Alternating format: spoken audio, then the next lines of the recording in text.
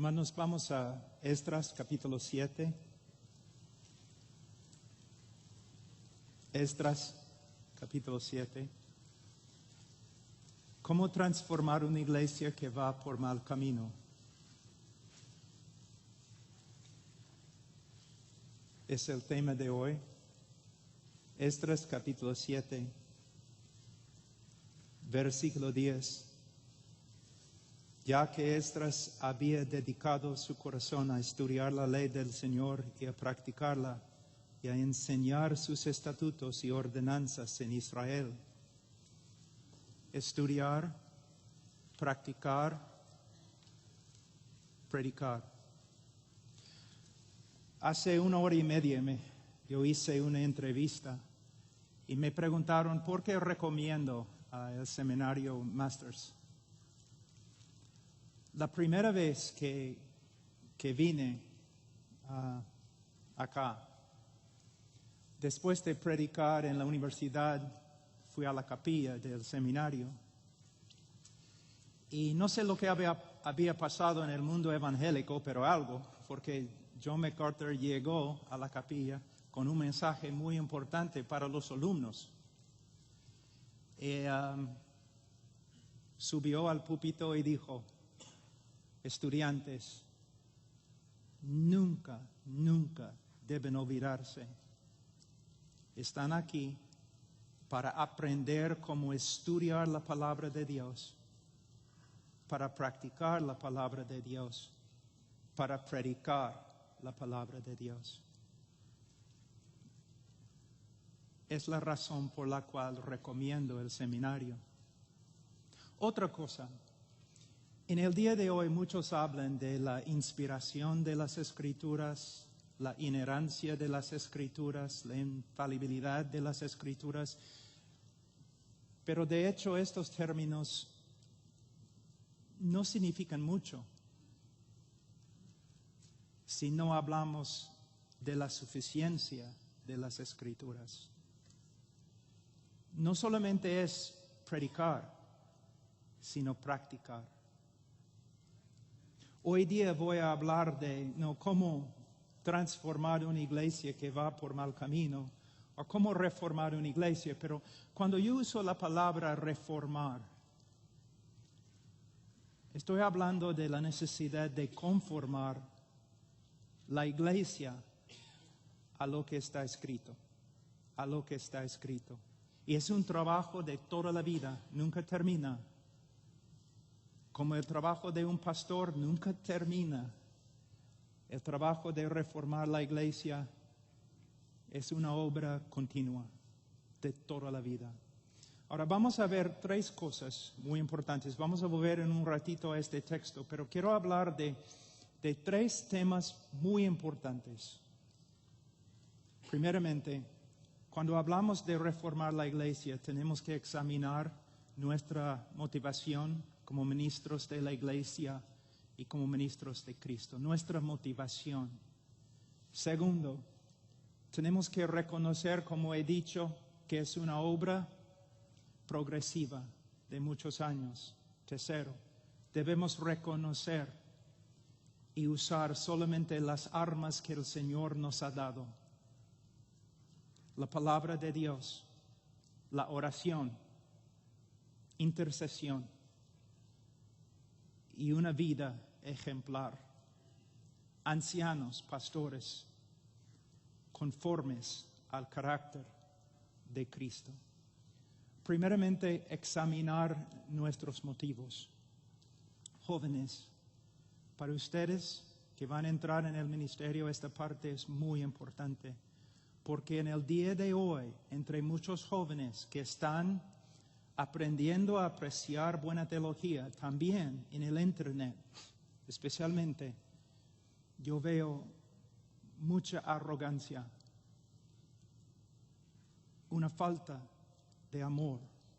Y la reformación de una iglesia es una obra principalmente de amor, de amor. Ahora, nuestro motivo principal, nuestra motivación principal debe ser, por supuesto, la gloria de Dios.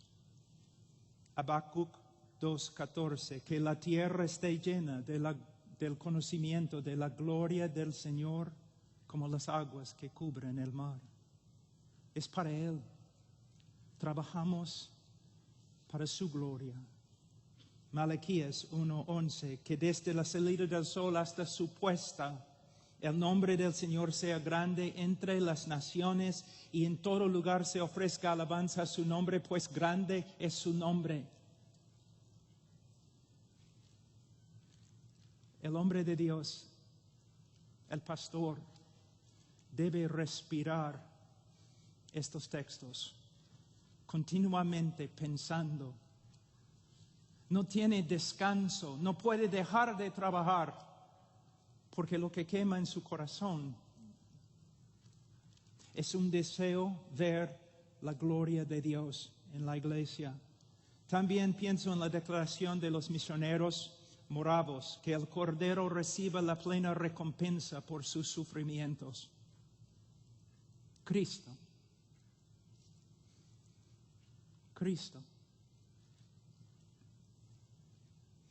Como Jesús debemos luchar por la reformación y transformación de la iglesia, porque nuestro celo por la casa del Señor nos consume. Nuestro celo por la casa del Señor, no por nuestros ministerios. Y hay una diferencia. Hay una gran diferencia.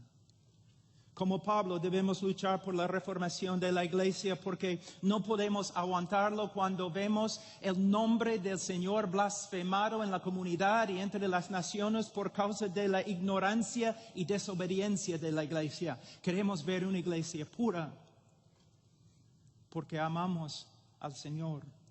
Al final, hay un texto que muchas veces todos nosotros pasamos por alto, pero es un texto que revela el corazón del Señor como ningún otro texto. Mateo 6, 9 a 11. Vosotros pues orad de esta manera: Padre nuestro que está en los cielos, santificado sea tu nombre, venga tu reino, hágase tu voluntad así en la tierra como en el cielo. Danos hoy el pan nuestro de cada día. Aquí podemos ver revelado el corazón del Señor, la parte más profunda de su corazón. Él hizo todo lo que hizo para que los hombres estimulen, para que los hombres exalten al nombre del Señor. Que el nombre del Señor sea puesto en una categoría totalmente separada de todas las demás categorías. Y que el reino de Dios avance. Y que la voluntad de Dios se haga para la gloria de Dios y para el bienestar de los hombres. Y al final dice: danos hoy el pan nuestro de cada día. ¿Entienden este texto? En el contexto, básicamente Él está diciendo: dame lo que necesito solo para un propósito. Dame lo que necesito para que yo pueda trabajar para realizar esta oración. Solo pido pan para que yo tenga la fuerza de trabajar para la gloria de tu nombre.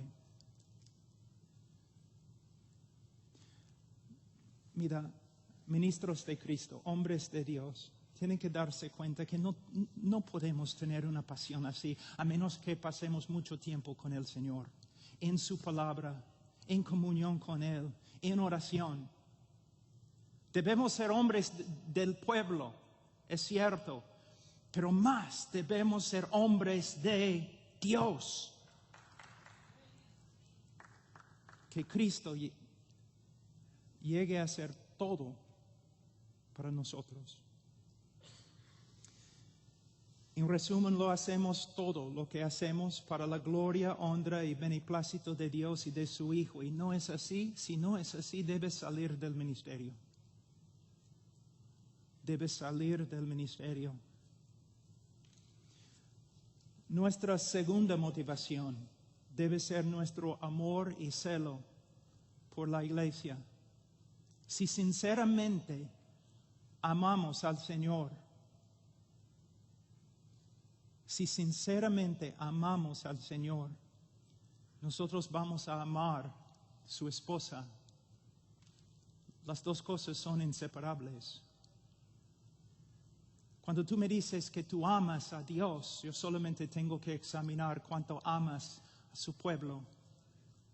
Y no estoy aquí, o en este sermón, no estoy hablando de la iglesia universal o la iglesia invisible. Es muy fácil amar una esposa invisible. Estoy hablando de amar la iglesia local, dar tu vida por ella. Buscamos reformar la iglesia porque amamos la iglesia, así como Cristo amó a ella y se dio a sí mismo por ella. Como esposos, lideramos con un solo propósito: el beneficio de nuestra esposa y nuestros hijos. Como pastores, si somos líderes, ¿para qué? Solamente para servir la esposa del Señor y los hijos de Dios. 1 Corintios 13, 1 a 13. Si yo hablara lenguas humanas y angélicas, pero no tengo amor, he llegado a ser como metal que resuena o símbolo que retiñe. Y si tuviera el don de profecía y entendiera todos los misterios y todo conocimiento, y si tuviera toda la fe como para trasladar montañas, pero no tengo amor, nada soy. Y si diera todos mis bienes para dar de comer a los pobres, y si entregara mi cuerpo para ser quemado, pero no tengo amor, de nada me aprovecha. Un hombre que por años me discipuló siempre me decía: Pablo, en el cristianismo el amor no es una cosa, es todo.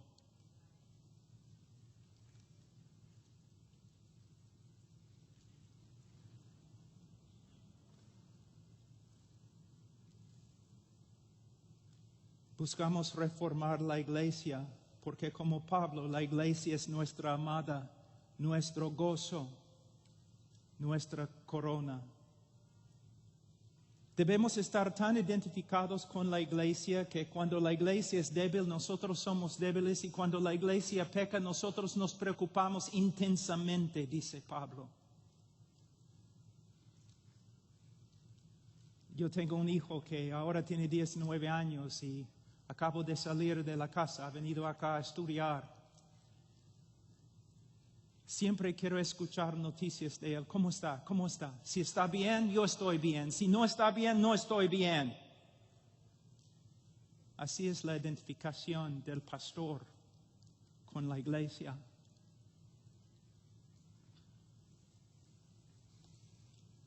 Debemos reformar la iglesia porque, como Nehemías, no podemos soportar ver la iglesia en gran aflicción y oprobio por causa de sus enemigos. Y como Nehemías, ¿qué hacemos?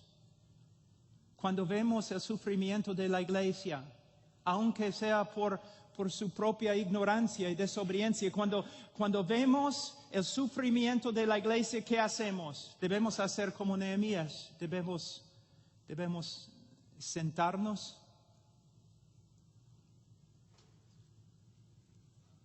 y llorar y ayunar y orar y después levantarnos de nuevo a edificar, a trabajar. Buscamos reformar la iglesia porque, como Juan, no tenemos mayor gozo que oír que nuestros hijos andan en la verdad. Aún como padres entendemos muy bien este texto, ¿no es cierto? ¿Cuánto más los pastores deben entenderlo? Cuando Pablo dijo que la iglesia era su vida, su gozo, su corona, él no estaba hablando en metáforas. era una realidad en su vida. De nuevo, el hombre que antes me discipuló, siempre, después de aprender una nueva verdad, él siempre me dijo, Pablo, has entendido la verdad en papel, ¿no? Pero es una realidad en tu vida. Es una realidad en tu vida. La meta no es ser una conferencista. La meta no es ser un autor de un libro. La meta es ser un pastor fiel. El llamado más grande en el reino de Dios es el pastor fiel.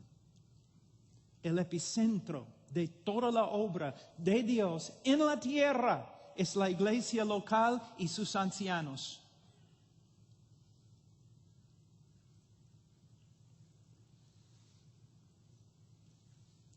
Buscamos reformar la iglesia porque estamos celosos por la iglesia, con el celo de Dios. Y estamos dispuestos a hacer todo lo posible para presentar la iglesia, nuestra iglesia, a Cristo como una virgen pura.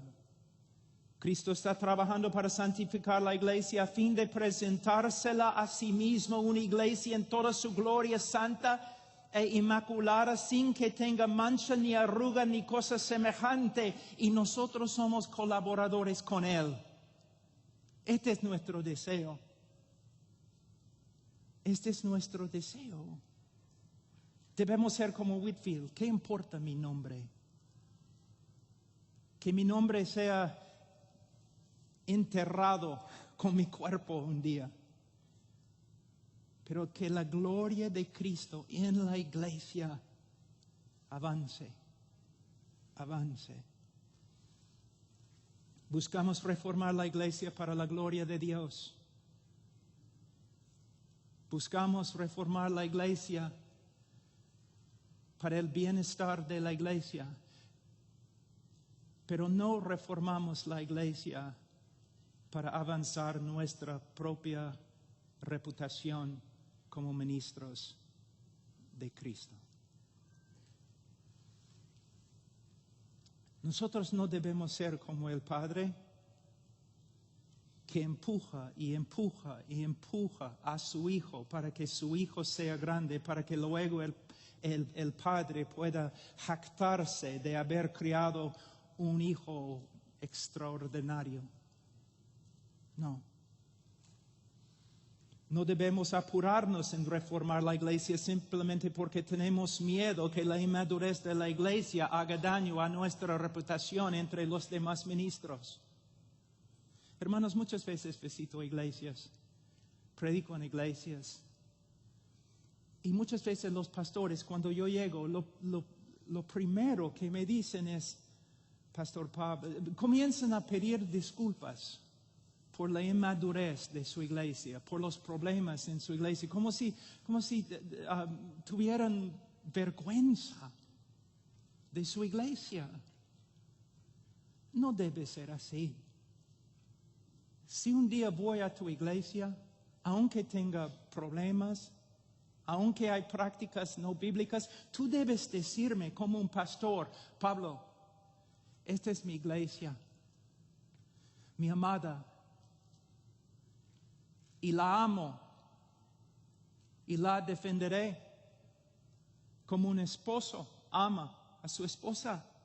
Entonces, Pablo, cuando tú subes al púlpito a predicar, debes tener cuidado porque estás hablando a mi amada.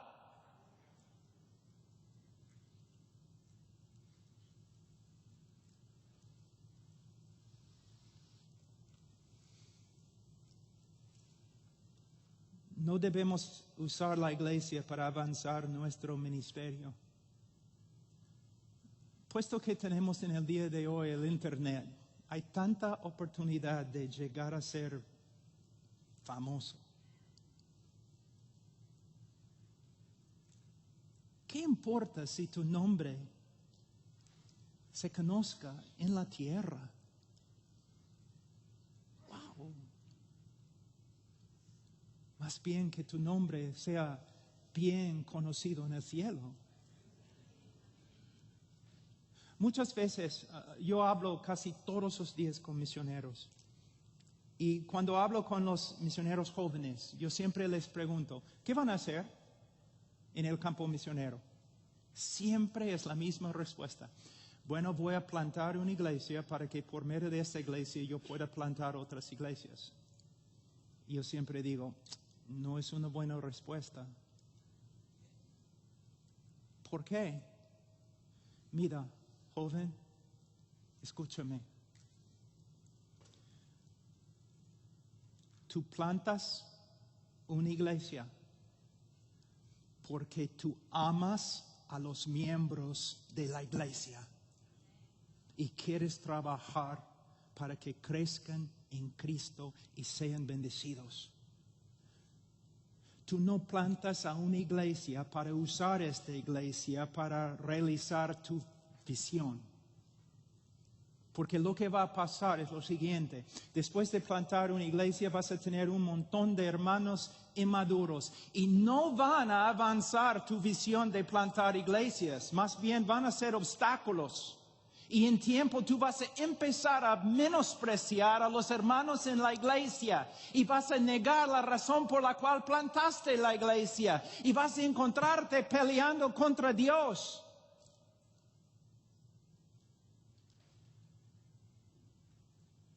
Pero yo les aseguro, si plantas una iglesia y te dedicas a dar alimento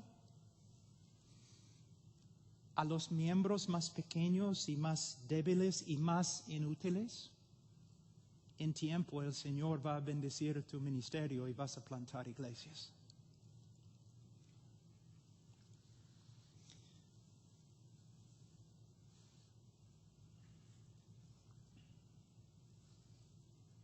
A veces escucho a los pastores jactándose.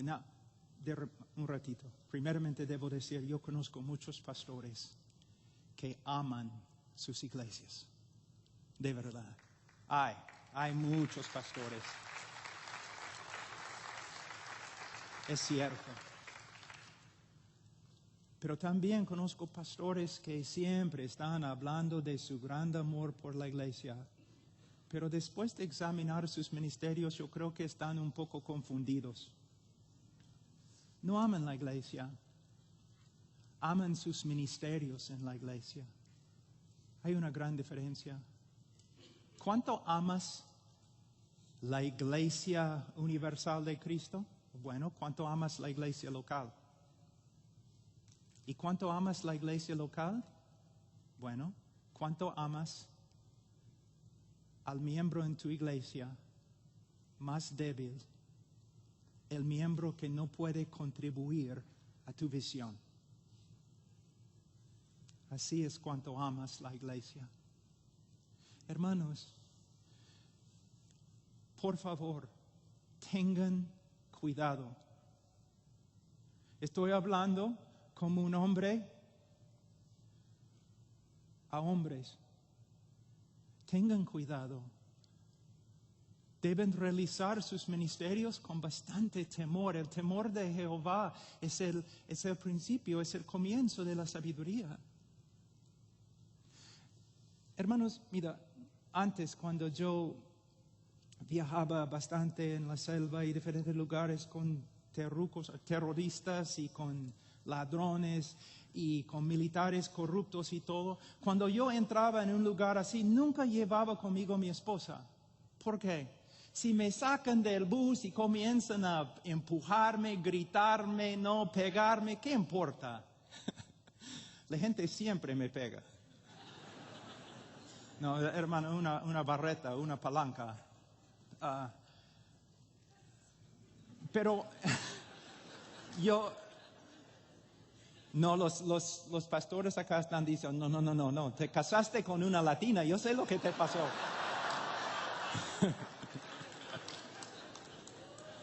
¿Ya ves? Nunca llevaba mi esposa, porque si me maltratan, ¿qué importa? Pero si un hombre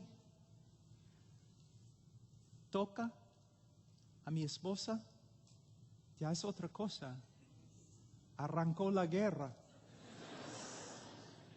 Pero hermano, con el miembro más dificultoso, el miembro que no puede contribuir a nuestra visión, a nuestra reputación,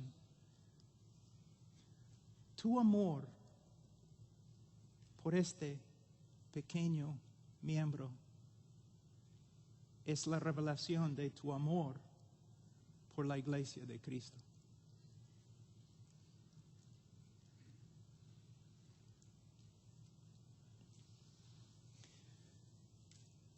A los jóvenes pastores yo digo, ¿quieres tú reformar la iglesia? Está bien. Quiero ver las heridas en tu corazón. Quiero ver las heridas en tus rodillas. El que con lágrimas anda llevando la semilla de la siembra, en verdad volverá con gritos de alegría trayendo sus gavillas. ¿Quieres escuchar una buena descripción de un pastor, un reformador? Isaías 53:4. Ciertamente Él llevó nuestras aflicciones y cargó con nuestros dolores. Es un pastor. Tú dices, pero está hablando de Cristo, el gran pastor de las ovejas. A veces yo creo que este coronavirus es el juicio de Dios contra todos los conferencistas. Hermanos, los jóvenes pastores tienen en su mente que la evidencia de que ya has llegado es que predicas en una conferencia o que escribes un libro. Es una estupidez. No es bíblico. En el día de juicio vas a ver la persona a quien el Señor exalta. Una vez un predicador muy usado por el Señor, ustedes no conocen su nombre, pero era uno de los grandes. Alguien le preguntó una vez, ¿quién es el mejor predicador en el mundo? Y él dijo, tú no vas a reconocer su nombre. Y él también me dijo una vez, a veces los mejores sermones que han sido predicados a 6 personas. No deben juzgar como el mundo, pastor. Pastor, tu valor es inmenso. Si eres fiel, si amas al pueblo de Dios. Pablo dijo en Gálatas 4:19, hijos míos, por quienes de nuevo sufro dolores de parto hasta que Cristo sea formado en vosotros. Cuando una mujer da a luz, qué dolor, pero qué amor tan grande. La lucha para traer a este mundo una nueva vida. Así es para el pastor. A veces semanas, a veces meses, años de rodillas, en oración secreta, aislado de los demás, en la vigilia de noche, cuando no puedes dormir porque no anda bien la iglesia. Es un pastor. Es un hombre que es capaz de reformar la iglesia. Ahora voy a avanzar al segundo punto. Lo siento por mi tardanza, pero la santificación de la iglesia es como la santificación del creyente. A veces es 3 pasos adelante y 2 pasos atrás. La santificación de la iglesia es un proceso,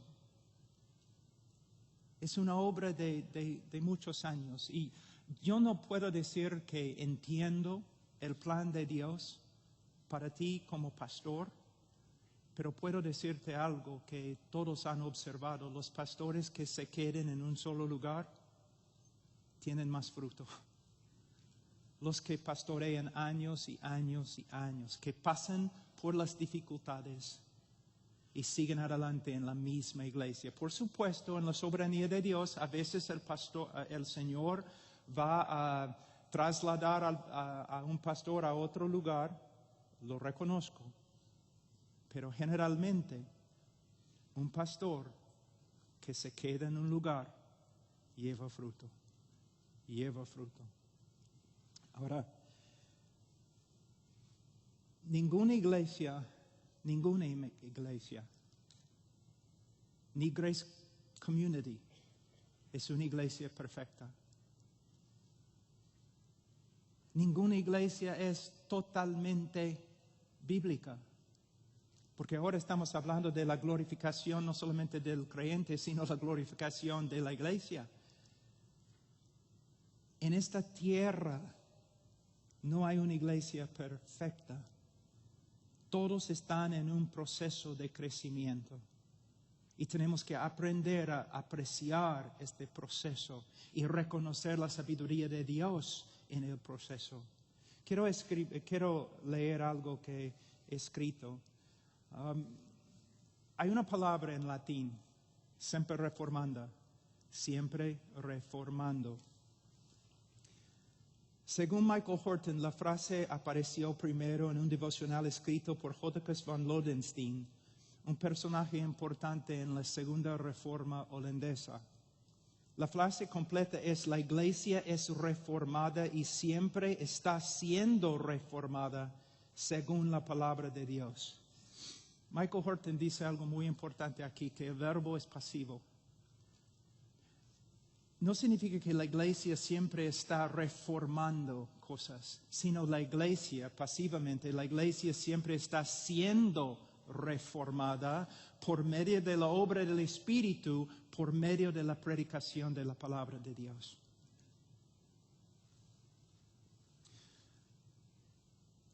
En los últimos 15 años hemos escuchado mucho acerca de la reforma. Y quiero decir algunas cosas muy importantes. Primeramente, los reformadores no buscaban ser reformadores. Los reformadores simplemente querían ser bíblicos. Y debemos aprender a usar este término, bíblico.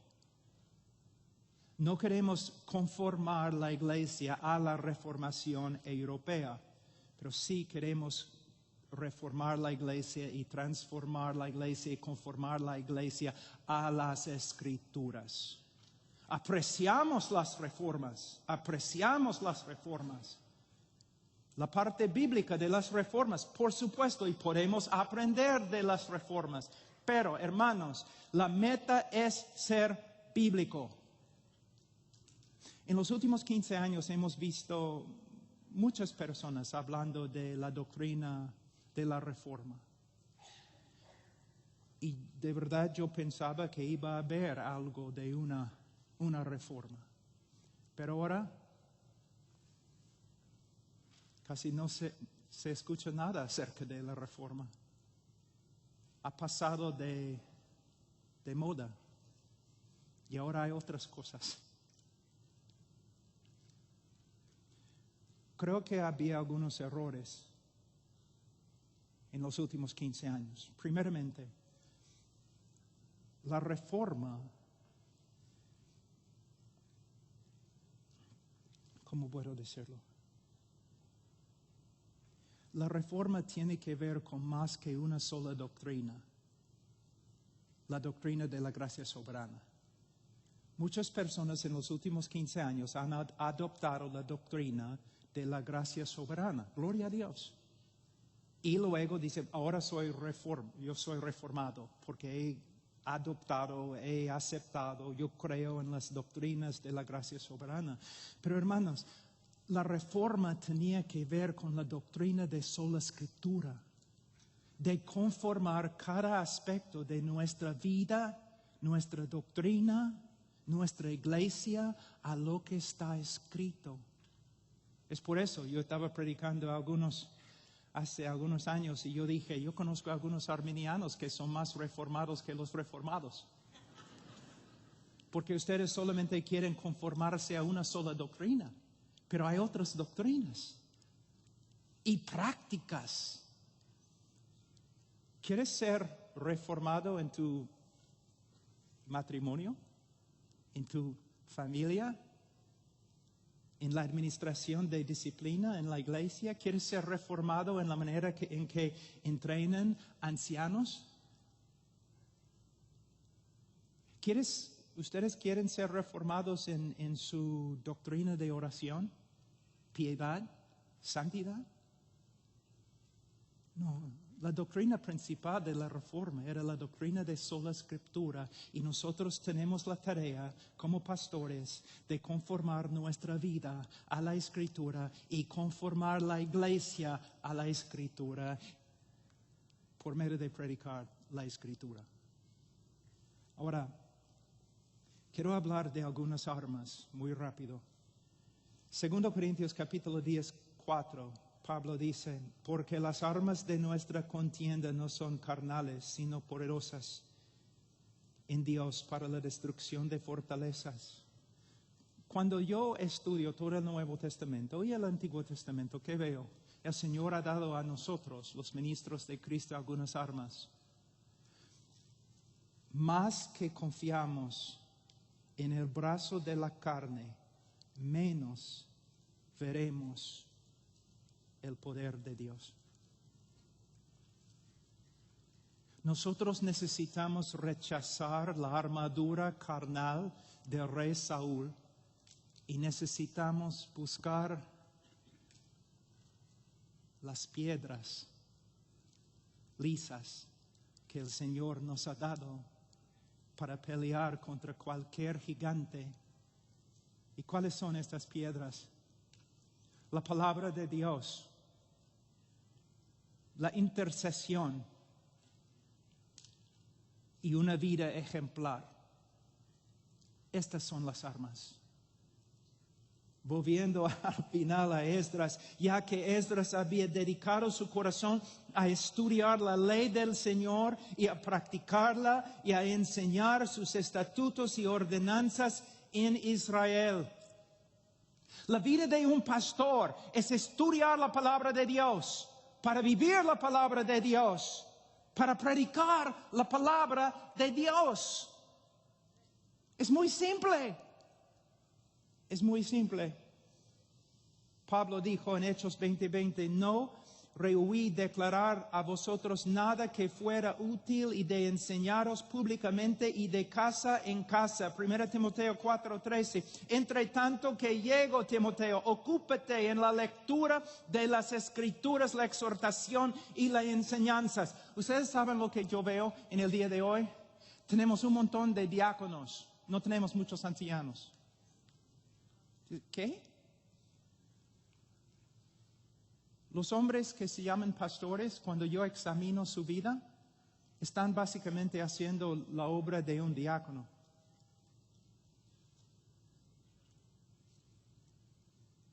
Hemos menospreciado demasiado el ministerio de diácono. No solamente, según 2 Timoteo capítulo 2:2, no solamente debemos entrenar a otros hombres para que puedan ser ancianos, debemos entrenar diáconos para que puedan hacer la obra de un diácono, para que el anciano pueda hacer el trabajo de un anciano, que es estudiar, orar y proclamar. ¿Cuánto tiempo, pastor? Cada día. ¿Cuánto tiempo estás a solas con el Señor? Cuando yo era más joven en Perú y recién casado, todos los misioneros peruanos decían algo acerca de mi esposa. Ella es la querubina. ¿Por qué decían querubina? Porque ellos venían a la casa a las 8 de la mañana, a las 9 de la mañana, y decían, quiero ver Pastor Pablo. Y mi esposa como una querubina con una espada. No. ¿No? ¿Cómo no? Bueno, dos preguntas. ¿Alguien ha muerto? No. ¿Cristo ha regresado? No. Entonces no puedes ver a mi esposo. ¿Por qué? Tiene una reunión. ¿Con quién? El Señor. Las primeras horas con Él. Por supuesto, a veces hay excepciones. Por ejemplo, cuando alguien muere o Cristo regresa. Pero Satanás va a atacar tu estudio, tu tiempo de oración. Hermanos,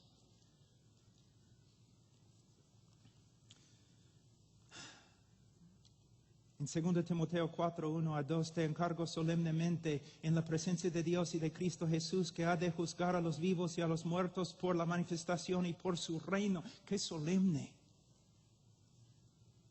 Predica la palabra, insiste a tiempo y fuera de tiempo, redarguye, reprende, exhorta con mucha paciencia e instrucción. Tengo como 3 sermones acá, pero quiero decir una sola cosa. Joven, especialmente, escúchame, no vas a reformar la iglesia por medio de solamente predicar en contra de los problemas en la iglesia. De hecho, no va a funcionar. Tú vas a reformar la iglesia, aunque a veces sí, por supuesto, tienes que predicar con respecto a los problemas, pero tu ministerio debe ser la predicación de la palabra de Dios de Génesis a Apocalipsis. Todo el consejo de Dios,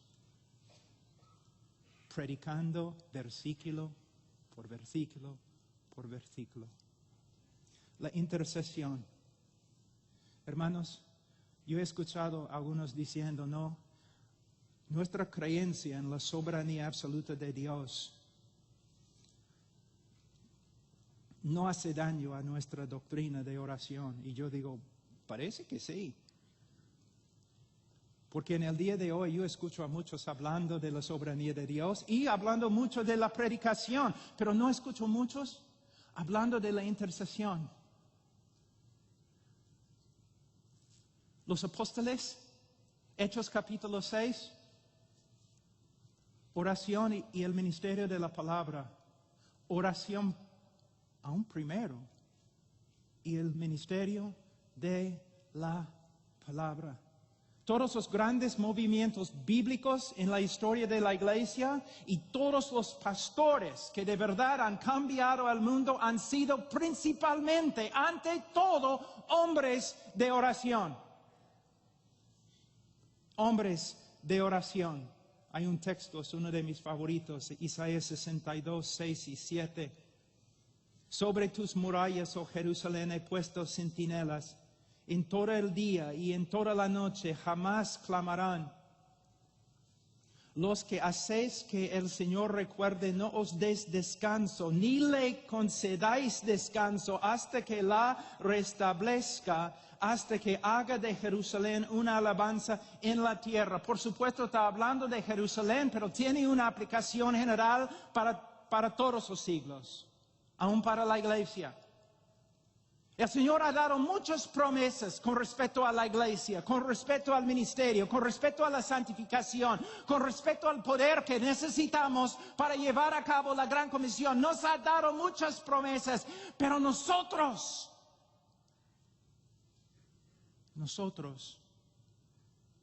con fe, debemos aferrarnos a estas promesas.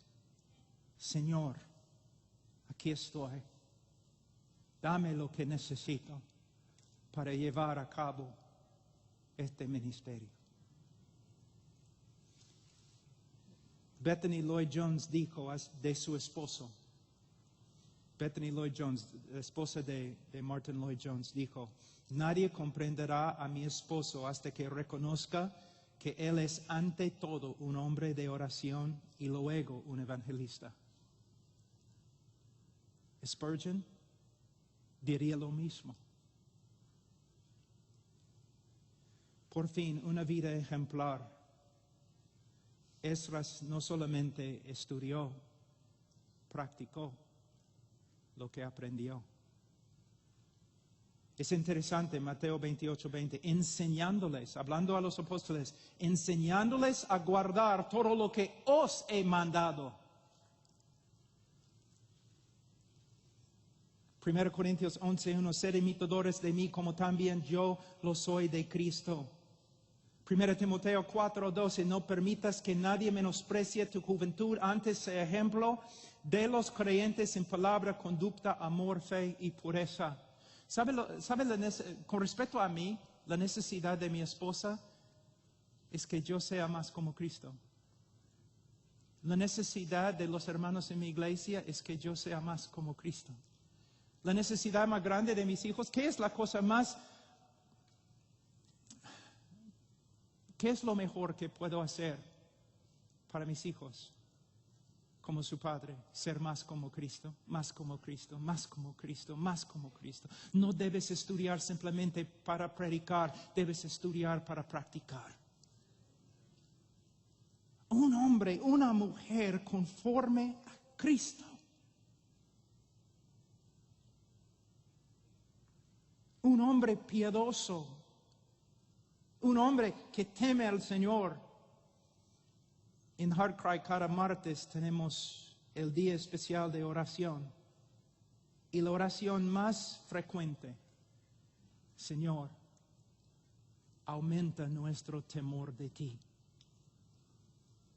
Aumenta nuestro temor de ti.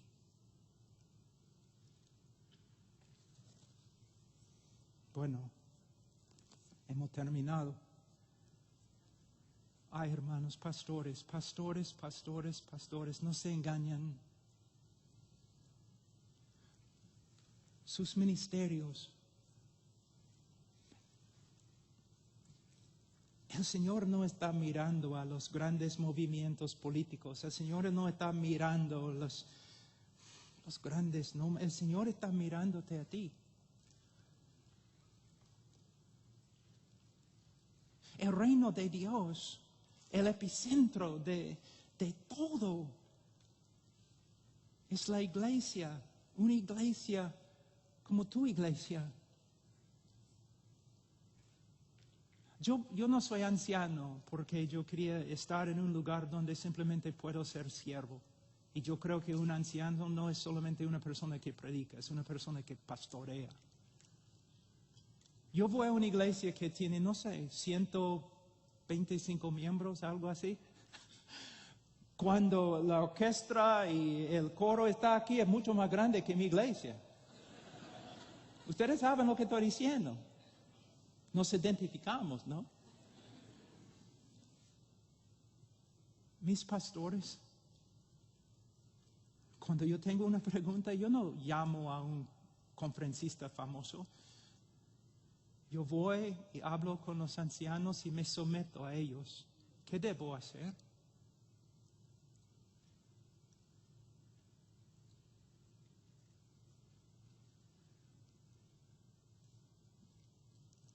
No se engañan. La importancia de tu ministerio no se puede exagerar. Entonces, sé fiel, sé fiel.